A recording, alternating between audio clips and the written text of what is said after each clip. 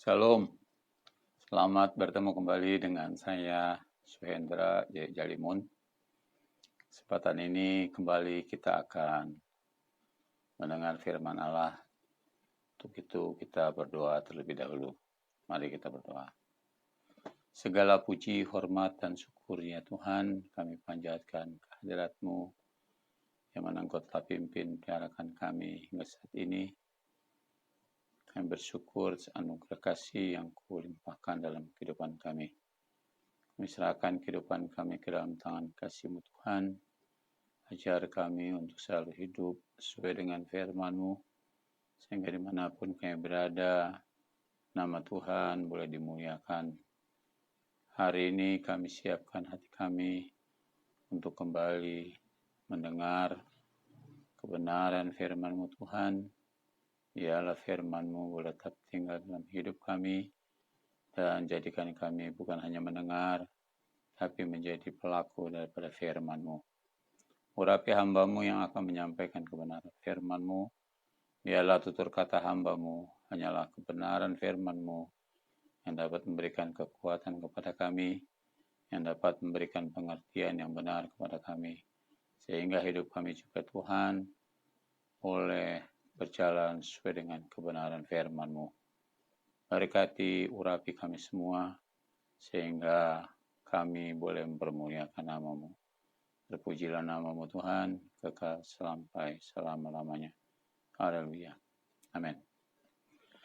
Baik Bapak Ibu yang dikasihi Tuhan, kita akan kupas kembali kebenaran firman Allah yang pada hari ini saya akan kupas dari kitab Lukas pasal 12, 54 sampai dengan 59.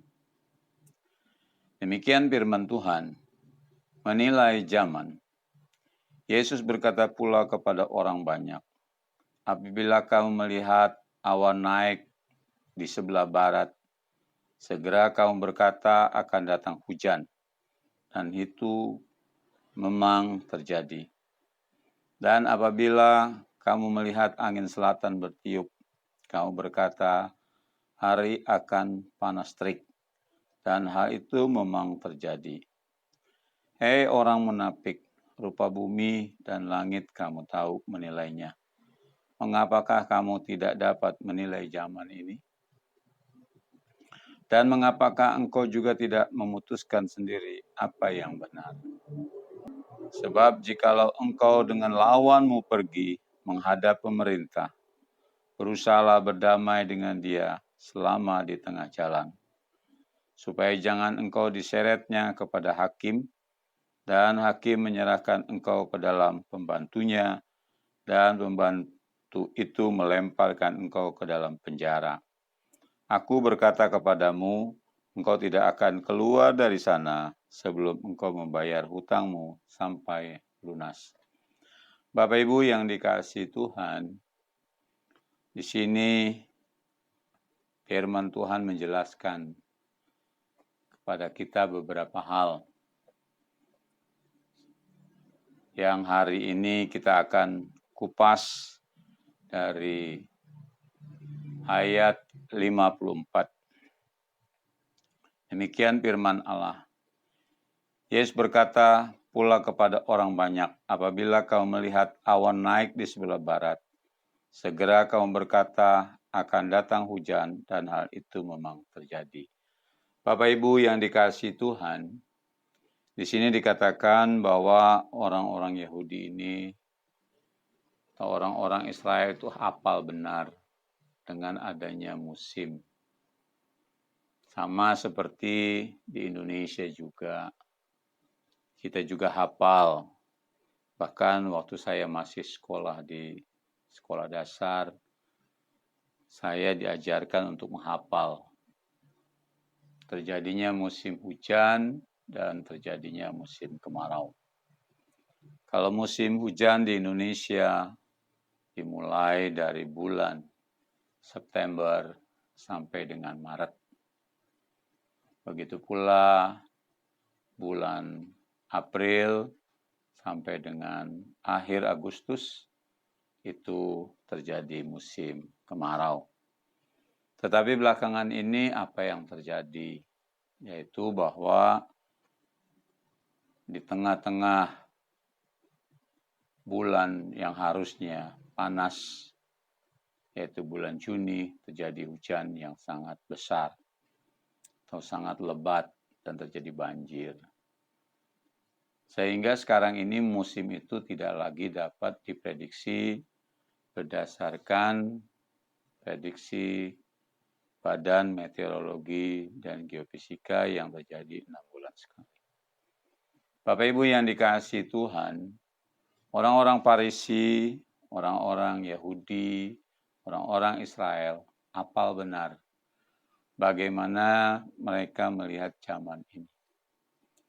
Seharusnya kita juga mengerti apa yang terjadi di zaman ini.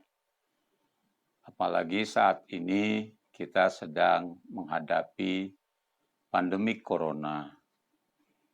Bapak Ibu yang dikasihi Tuhan, ini adalah tanda-tanda zaman di mana bumi akan segera berakhir.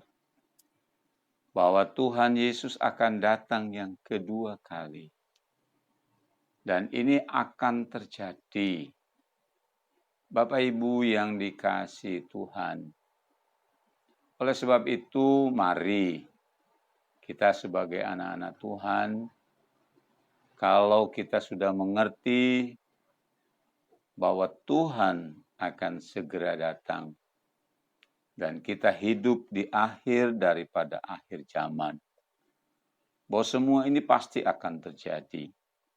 Baik ini pandemik corona, dan besok lagi mungkin dengan terjadi gempa-gempa, akan terjadi peperangan yang lebih dahsyat, akan terjadi lagi mara bahaya, kekacauan-kekacauan. Bapak Ibu yang dikasihi Tuhan, sebenarnya apa yang terjadi dan akan terjadi, itulah tanda bahwa kedatangan Tuhan sudah semakin dekat. Oleh sebab itu kita harus mempersiapkan diri. Kita harus hidup sesuai dengan kebenaran firman-Nya. Sebab kalau kita tidak hidup sesuai dengan kebenaran firman-Nya, manakala Tuhan Yesus datang kedua kali, maka kita tidak akan bisa masuk dalam kerajaan surga. Kita tidak akan masuk ke dalam penjemputannya. Banyak orang mengatakan kita nanti akan rapture, kita akan diangkat. Orang-orang yang masih hidup akan diangkat, yaitu orang-orang yang sudah percaya kepada Yesus. Dan orang-orang yang sudah mati akan dibangkitkan bersama-sama bertemu dengan Tuhan di awan-awan. Bapak Ibu yang dikasihi Tuhan, pengharapan ini pasti adalah pengharapan setiap orang percaya. Dan kita berharap semua orang percaya akan masuk dalam bagian ini. Bapak Ibu yang dikasihi Tuhan, ayat hari ini kita bahas bersama-sama. Di sini dikatakan bahwa zaman yang ada saat ini, musim yang ada saat ini, kita mampu menilai. Berarti sekarang kalau ada kejadian-kejadian seperti ini pun kita harus mampu menilai. Bahwa sebenarnya kedatangan Tuhan itu sudah amat sangat dekat. Makanya di ayat 57, demikian firman Tuhan, dan mengapakah engkau juga tidak memutuskan sendiri apa yang benar? Apa maksud firman Tuhan ini? Artinya, Bapak Ibu yang dikasihi Tuhan, kita harus sudah mulai mengambil sikap yang benar.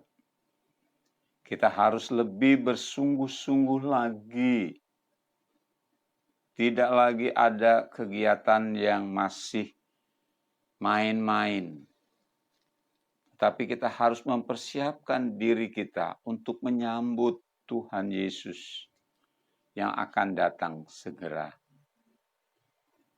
Bapak Ibu yang dikasihi Tuhan, makanya di ayat 58 sampai 59, ini menjelaskan kepada kita apa sebenarnya yang harus dan yang akan kita lakukan.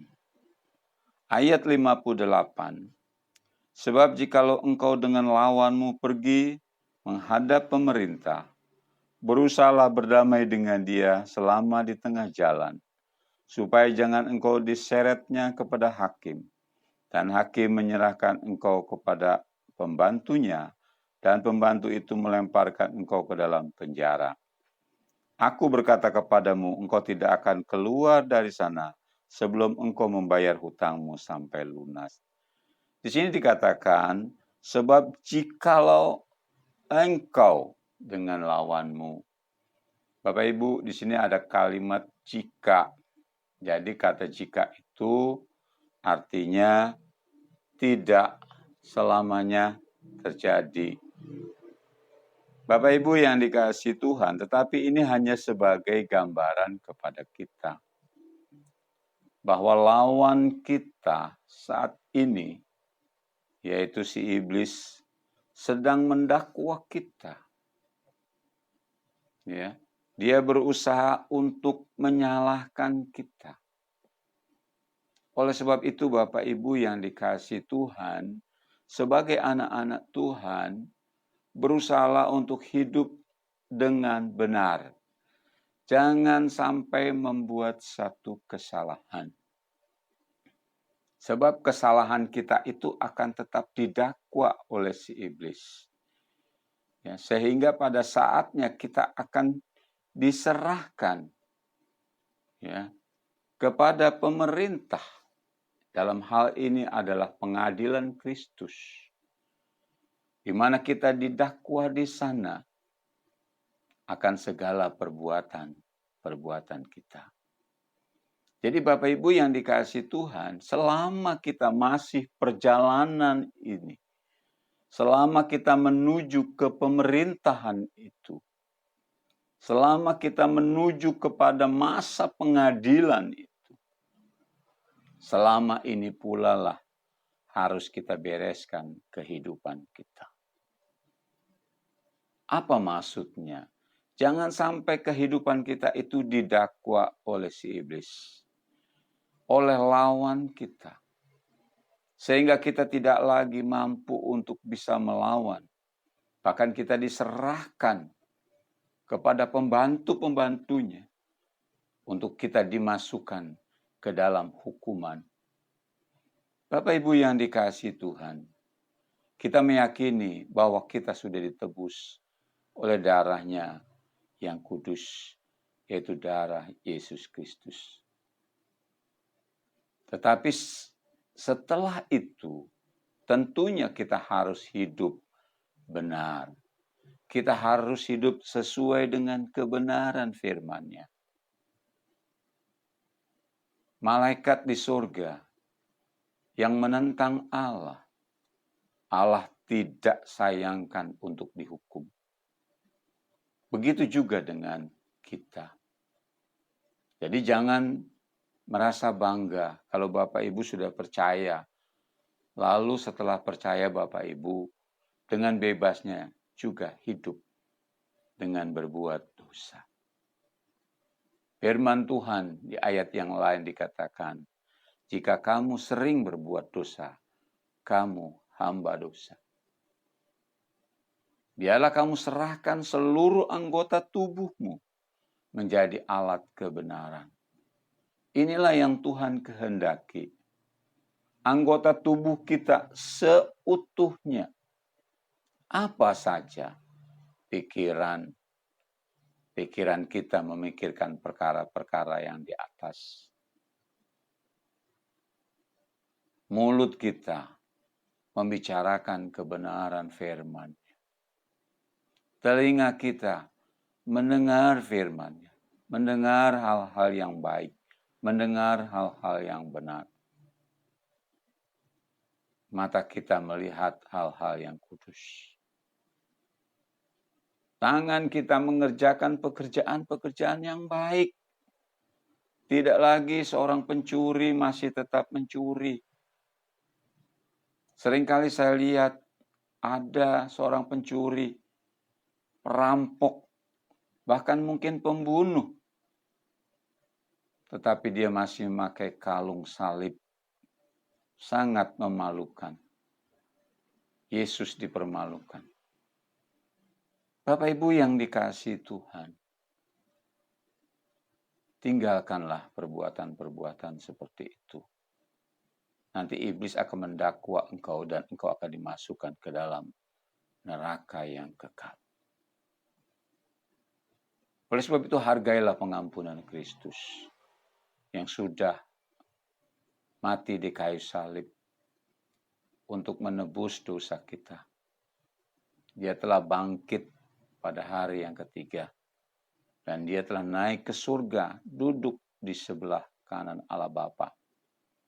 Tetapi dia juga akan kembali untuk menjemput orang-orang yang percaya dan melakukan kebenaran.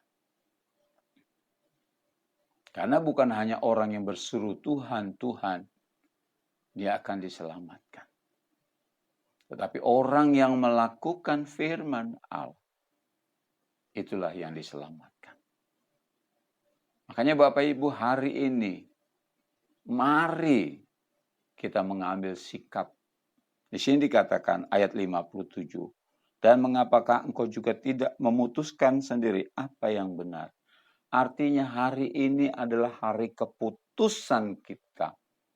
Kita mau hidup sesuai dengan kebenaran firman Allah. Ataukah kita mau hidup tidak sesuai dengan kebenaran firman Allah. Di dalam Tuhan tidak ada yang namanya abu-abu. Hitam atau putih. Ya atau tidak. Oleh sebab itu kita harus berani ambil keputusan. Untuk meninggalkan hal-hal yang buruk. Mulai saat ini. Jangan sampai kasih anugerah itu sudah tertutup. Kalau Bapak Ibu sudah diserahkan ke pemerintah, artinya waktu di perjalanan hidup saudara sudah habis. Sudah tidak ada lagi kesempatan untuk kita bertobat. Hari ini adalah hari keselamatan itu. Tuhan tidak pernah mengatakan esok, lusa. Tapi hari ini, jika engkau mendengarkan suaranya, janganlah mengeraskan hatimu. Hari ini terima dia sebagai Tuhan dan Juru Selamat. Hari ini ambil sikap untuk meninggalkan perkara-perkara yang tidak baik. Untuk meninggalkan perkara-perkara yang tidak benar. Mulai hari ini, hiduplah di dalam kebenaran. Maka engkau akan diselamatkan. Engkau akan dilepaskan dari si pendakwa, yaitu iblis. Kalau saudara hari ini mampu bertobat. Mampu menyerahkan diri saudara kepada Tuhan. Jangan biarkan saudara ragu-ragu. Sama seperti Etikus yang mendengarkan nasihat daripada Paulus. Dia bukannya mendengarkan di dalam ruangan, tapi dia mendengarkannya di jendela. Di mana sebagian telinganya dia bisa mendengar kebenaran firman Allah yang disampaikan Paulus. Tetapi telinga sebelahnya dia mendengarkan suara dari luar. Di sini membuktikan bahwa Etikus tidak sanggup mengambil keputusan yang benar. Dan akhirnya dia terjatuh dan mati. Ya, untung saat itu Paulus ada di sana Ya, saat itu dia berdoa untuk etikus ini. Dan tentunya dia juga berdoa untuk pengampunan etikus ini. Sehingga etikus pun dibangkitkan. Bapak Ibu yang dikasihi Tuhan. Jadi kalau masih ada kesempatan, waktu, dan hari kita selama kita masih hidup, jangan sia-siakan. Jangan saudara berpikir hidup saya masih lama, masih 10 tahun, masih 20 tahun, masih 50 tahun, bahkan mungkin masih 100 tahun. Hari ini adalah hari keselamatan. Kalau saudara tidak terima hari ini, maka saudara tidak akan juga terima keselamatan di hari esok. Karena saudara tidak berani mengambil sikap yang benar. Oleh sebab itu, beranilah, ambillah keputusan hari ini. Terima Dia sebagai Tuhan dan Juru Selamatmu. Bertobat, tinggalkan hal-hal yang buruk dalam hidupmu. Terimalah Yesus, dan Yesus pasti mengampuni engkau. Karena Yesus mengasihi kita, Dia siap menunggu kita. Tetapi jangan sampai terlambat, karena waktunya hanya seperjalanan saudara itu mencapai ke pengadilan. Artinya masa hidup kita yang mungkin suatu saat akan habis. Dan pasti akan habis hidup kita di bumi ini. Tetapi jika saat ini kita menerima Dia, maka pendakwaan itu terlepas. Kita dibebaskan, kita dibayar dengan harga yang lunas, kita ditebus, bahkan kita diselamatkan. Oleh sebab itu, ambil keputusan. Jangan saudara berkata, masih lama hidup saya. Bertobatlah. Terimalah Yesus sebagai Tuhanmu dan Juru Selamatmu. Tuhan Yesus memberkati. Terima kasih. Amin. Mari kita berdoa. Kami bersyukur Tuhan hari ini kami masih diberi kesempatan untuk mendengar firman. Ajar kami Tuhan untuk menilai zaman ini. Ternyata zaman ini Tuhan adalah zaman yang sudah sangat akhir. Dan Engkau akan datang kembali. Apa yang terjadi saat-saat ini Tuhan bukanlah kebetulan. Baik wabah corona yang menyebar di seluruh dunia. Ini adalah tanda kedatangan-Mu. Bahwa Engkau akan datang kedua kali untuk menjemput orang yang percaya. Orang yang melakukan kebenaran firman. Hari ini Tuhan kami mau melakukan kebenaran firman. Kami mau hidup sesuai dengan kehendak-Mu ya Tuhan. Kami mau bertobat Tuhan, mengakui Engkau sebagai Tuhan dan Juru Selamat. Kami meninggalkan hal-hal yang buruk dari hidup kami. Dan kami mau hidup sesuai dengan firman-Mu. Hari ini Tuhan kami terima Engkau dalam hati kami. Sebagai Tuhan dan Juru Selamat kami. Terpujilah nama-Mu Tuhan. Kekal sampai selama-lamanya. Haleluya. Amin. Tuhan Yesus berkati. Amin.